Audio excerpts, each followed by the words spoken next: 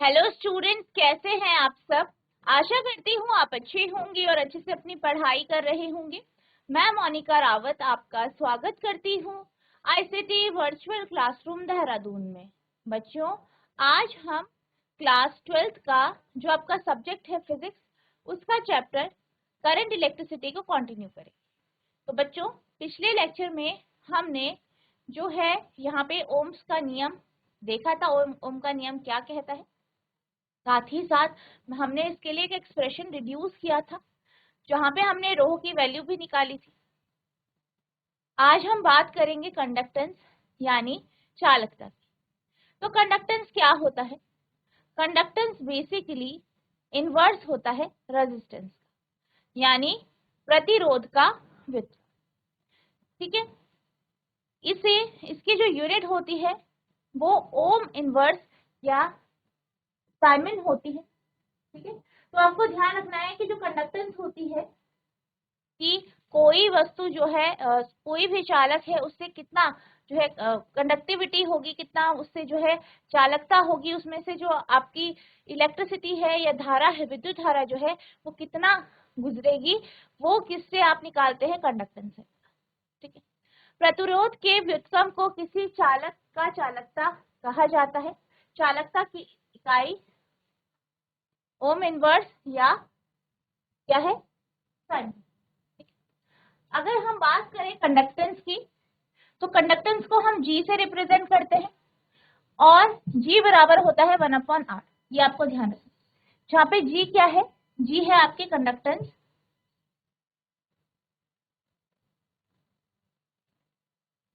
यानी चालकता,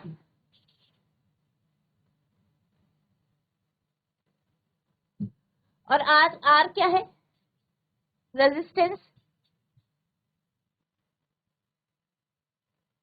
यानी प्रतिरोध।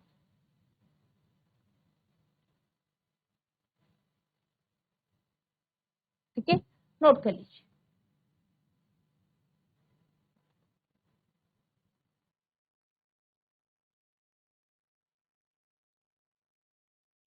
अब हम चलते हैं अगले टॉपिक की ओर। तो अगला टॉपिक है इलेक्ट्रिकल कंडक्टिविटी। ठीक है, यानी विद्युत चालकता। विद्युत चालकता की बात की जाए तो ये रेजिस्टिविटी का इन्वर्स होता है, यानी प्रतिरोधकता का क्या होता है? व्युत्क्रम होता है। इसकी जो यूनिट होती है वो ओम मीटर होती है या साइमन मीटर यहाँ पे।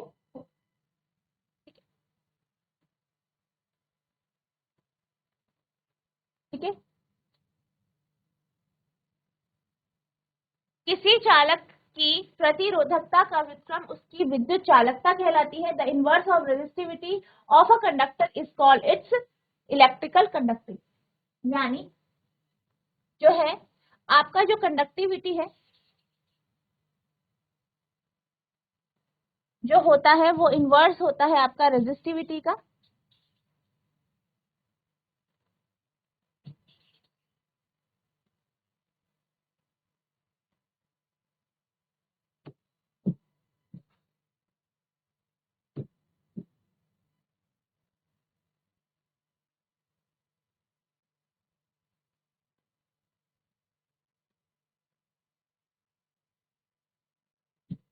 ठीक है, तो ये इसका क्या होता है? आपका रिलेशन होता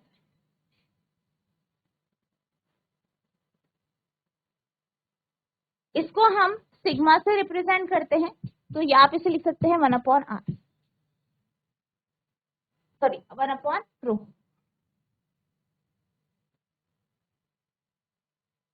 सिग्मा इक्वल्स टू 1/।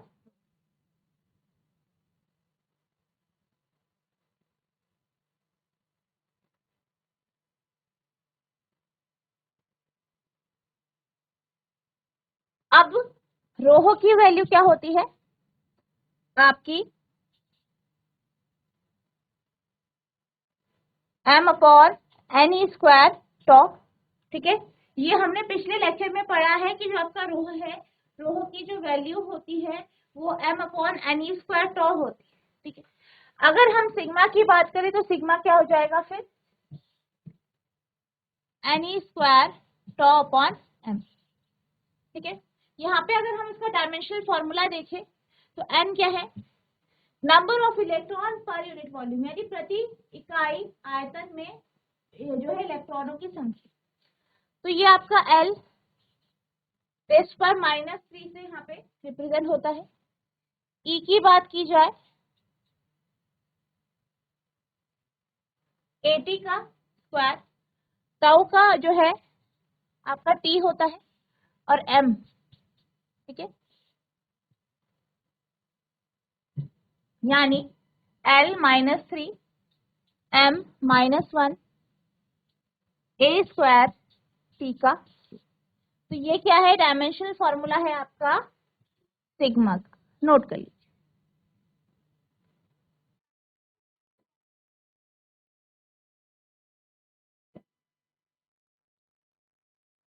अब हम चलते हैं अगले टॉपिक की ओर। तो अगला टॉपिक है आपका relation between J sigma and T, यानी J यानी धारा घनत्व, सिग्मा विद्युत चालकता और विद्युत क्षेत्र के बीच में संबंध।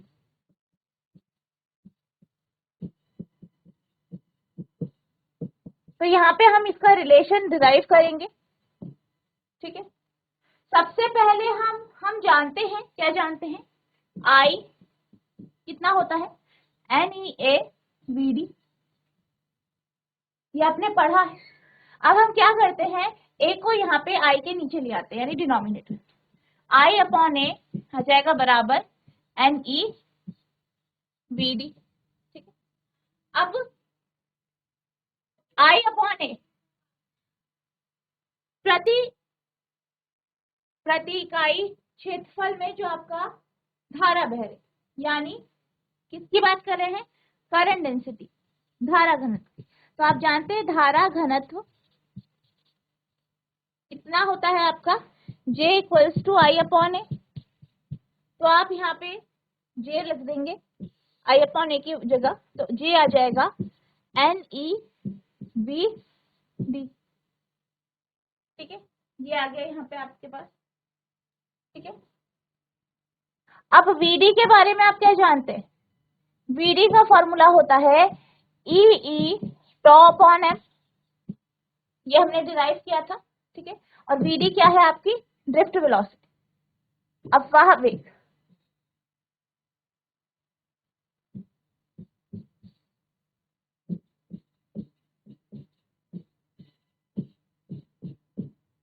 ठीक है, तो Vd equals to E tau upon m, value रख देंगे तो J बराबर आ जाएगा Ne square E tau upon m।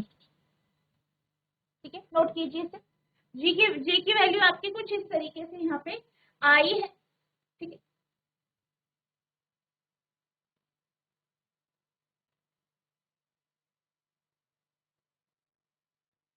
अब रोहो की वैल्यू क्या होती है, अभी हमने डिस्कस किया था,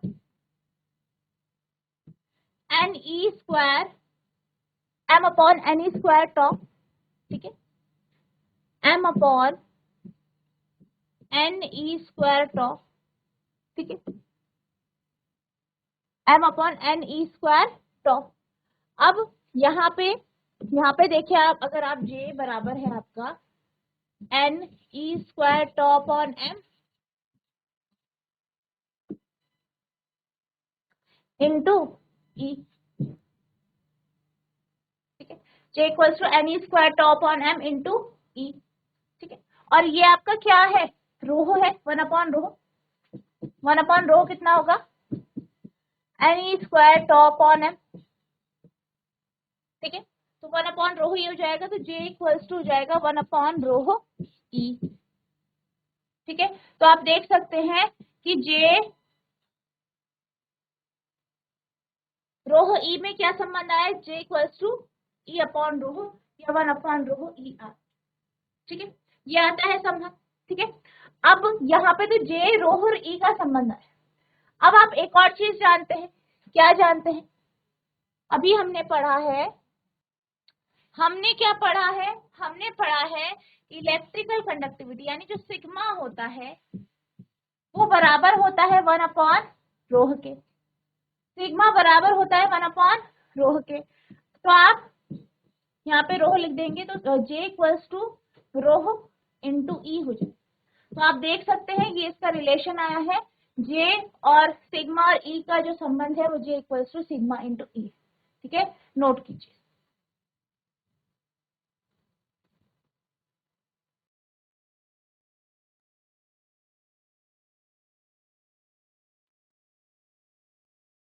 अब हम चलते हैं अगले टॉपिक की ओर। तो आपका अगला टॉपिक है relation between electrical resistivity and electron mobility. यानी यहाँ पर हम इलेक्ट्रिकल रेजिस्टिविटी यानी रोह और इलेक्ट्रॉन मोबिलिटी यानी म्यू के बीच में जो संबंध है उसकी बात। ठीक है, तो यहाँ पे हमें इन दोनों के बीच का संबंध जो है यहाँ पे डिराइव करना है। तो यहाँ पर भी हम मान लेते हैं सबसे पहले किसी चालक से प्रवाहित होने वाला वेग, किसी चालक से प्रवाहित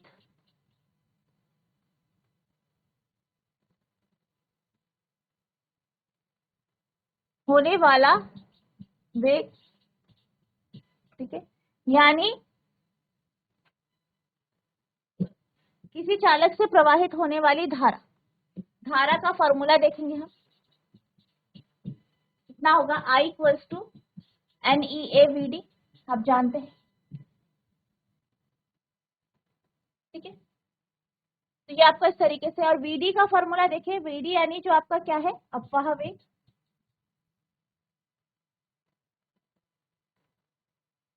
अपवाह वेग यानी VD का फॉर्मूला क्या है,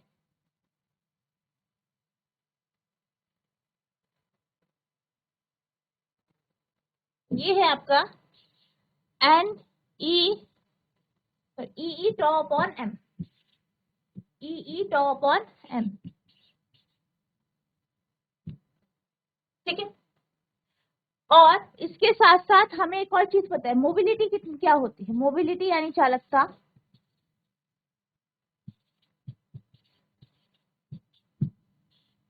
चालकता क्या होती है म्यू। म्यू की वैल्यू क्या है ई टॉ अपॉन एम। तो हम ई टॉ अपॉन एम की जगह म्यू रख देंगे यहाँ पे, तो आपके पास हो जाएगा VD equals to mu E. ठीक है, ये आ जाएगा। इसे हम इक्वेशन नंबर 2 मान लेते हैं, इसे हम इक्वेशन नंबर 1 मान लेते हैं। अब VD की जगह आप यही वैल्यू रख दीजिए म्यू ई।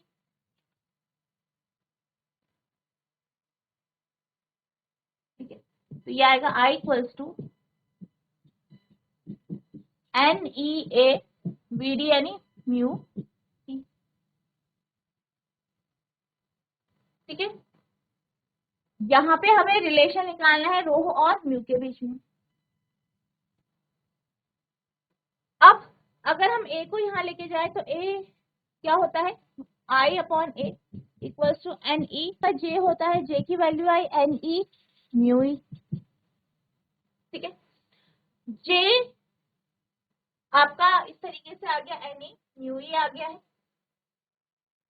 और आपने एक और चीज पढ़ी है, क्या पढ़ा है आपने पढ़ा है कि जो जे होता है वो बराबर होता है ई अपॉन रोह के, अभी हमने निकाला। ठीक है, जे हमारा क्या आया था ई अपॉन रोह या 1/रोह इंटू ई के। तो ये आपका इस तरीके से आ गया जे इक्वल ई अपॉन रोह। ठीक है, अब यहाँ पर अगर आप इक्वेशन नंबर 3 और इक्वेशन नंबर 4 को कंपेयर करें, ठीक है कंपेयर करें, तो आप लिखेंगे ऑन कंपेयरिंग 3 and 4 क्या आएगा आपका, दोनों में जे सेम है, तो आपके पास जाएगा N E mu E equals to E upon rho, E से ही कैंसिल। ठीक है, तो यहाँ पे आया आपका N E mu equals to 1/रोह, तो rho equals to 1/NE mu. ठीक है, इस तरीके से ये आ गया है। तो ये आपका रिलेशन आ गया म्यू और रोह के बीच में, नोट करेंगे।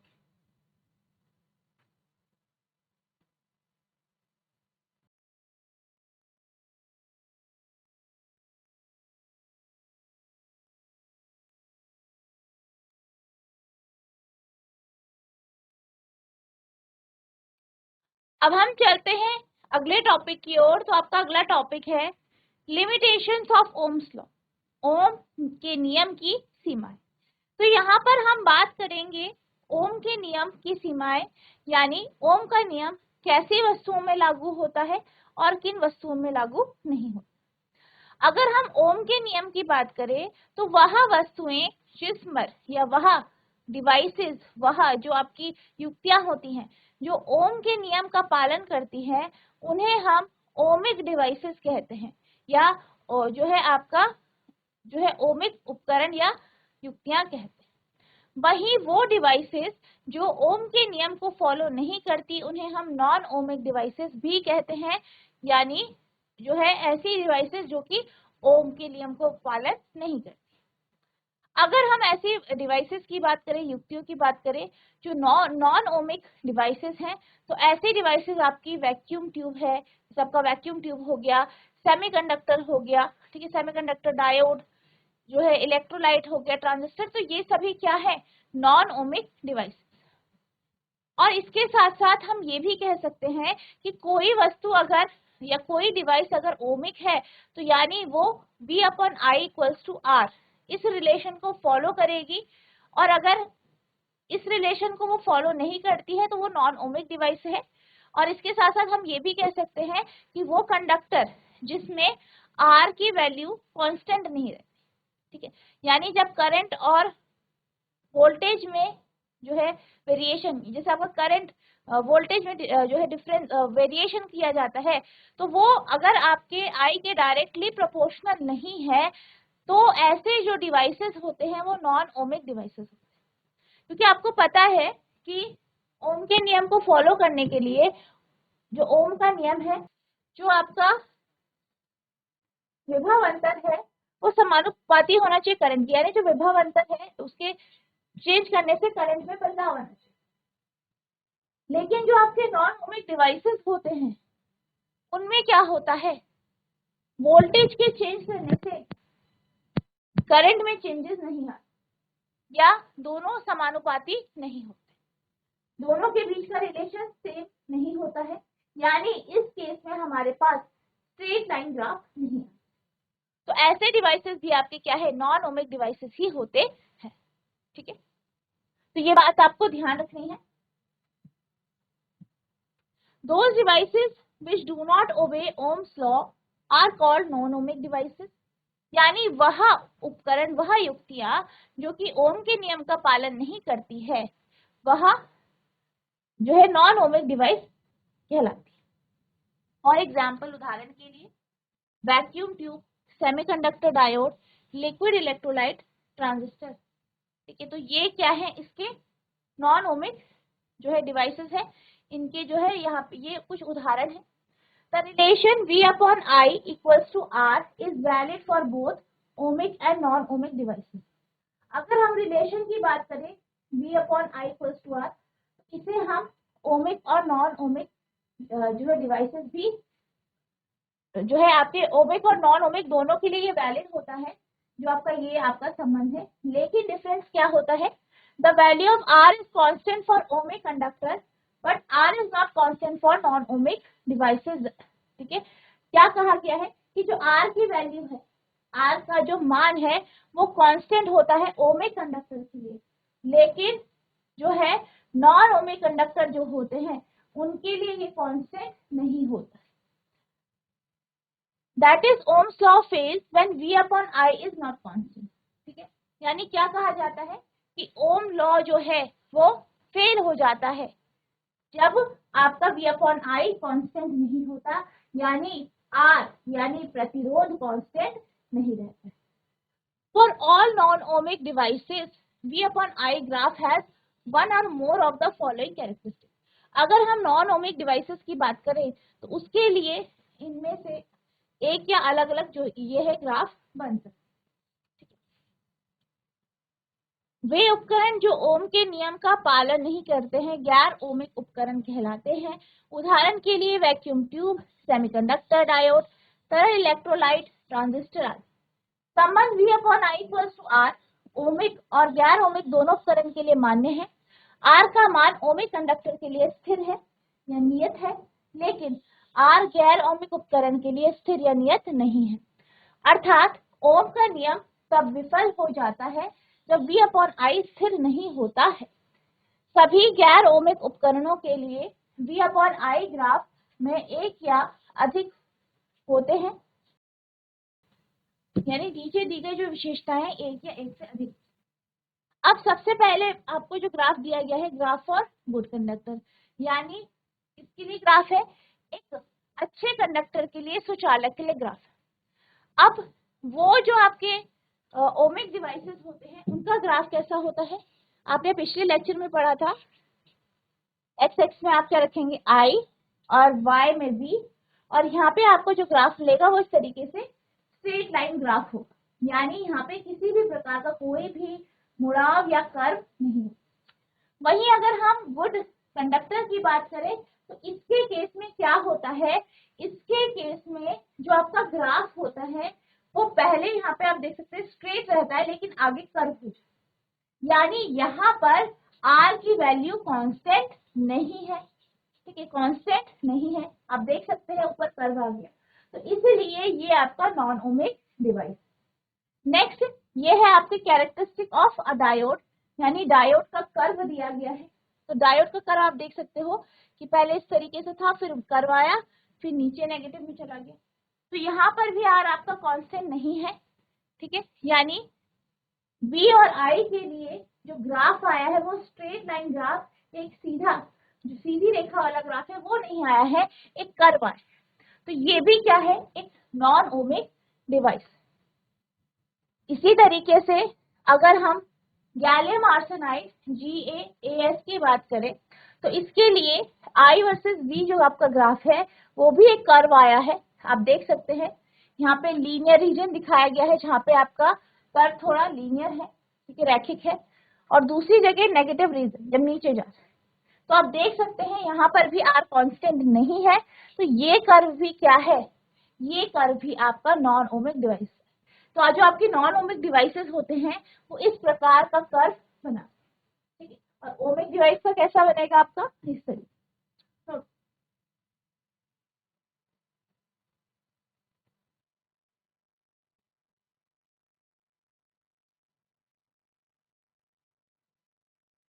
नेक्स्ट पॉइंट है, the law is not applicable to unilateral network.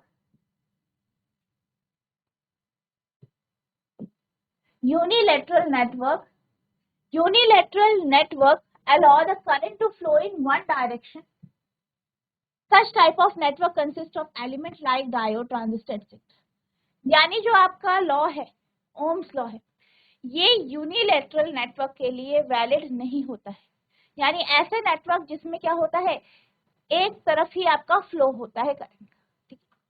तो यहाँ पे क्या होता है, डायरेक्शन का एक ही डायरेक्शन में करंट का फ्लो होता है, और इस प्रकार के जो नेटवर्क होते हैं यहाँ पे ये जो आपका ओम का नियम है ये वैलिड नहीं होता है। ठीक है, नहीं होता है। ठीक है, जैसे और ये जो आपके जो है नेटवर्क होते हैं इनमें डायोड, ट्रांजिस्टर आदि का उपयोग किया जाता है।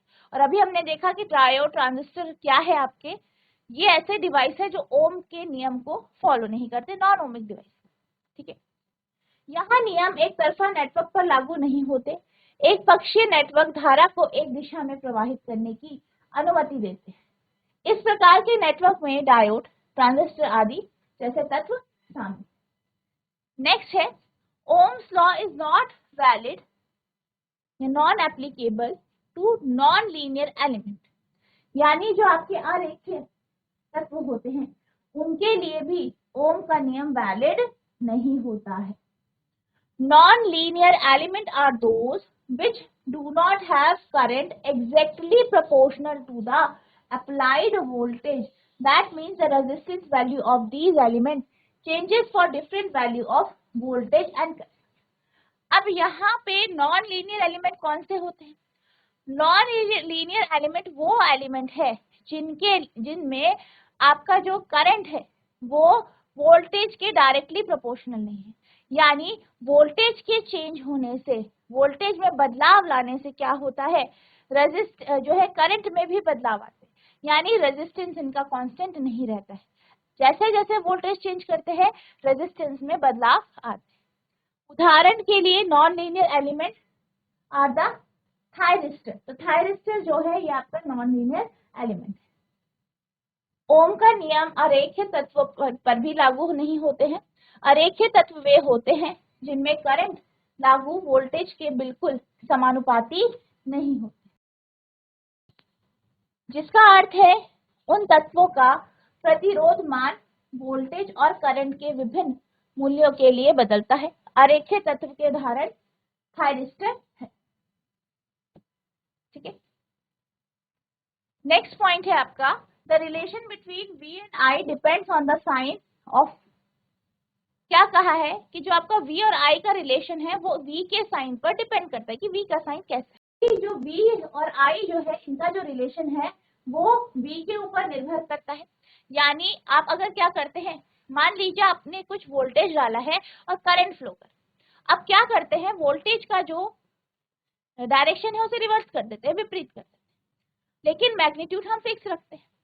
अब इसके कारण आपके आई को ऑब्जर्व किया जाता है। तो ये देखा गया है कि अगर हम जो है V को सेम रखते हैं, पहले की तरह डायरेक्शन चेंज करते हैं, तो जो करंट है करंट का मैग्नीट्यूड बिल्कुल अलग आ जाता है और उसकी दिशा भी बिल्कुल विपरीत आती है। This happens for example in the case of diode. और ऐसा किसमें होता है, डायोड के केस में होता है। V और I के बीच का संबंध V के चिन्ह पर निर्भर करता है। दूसरे शब्दों में यदि I एक निश्चित V के लिए करंट है तो इसके परिमाण को स्थिर रखते हुए V की दिशा को उलटने से I समान प्रमाण का करंट उत्पन्न नहीं होता है विपरीत दिशा में। उदाहरण के लिए डायोड। ठीक है, ठीक है, तो ये आपका यहाँ पे पॉइंट है, नोट कीजिए।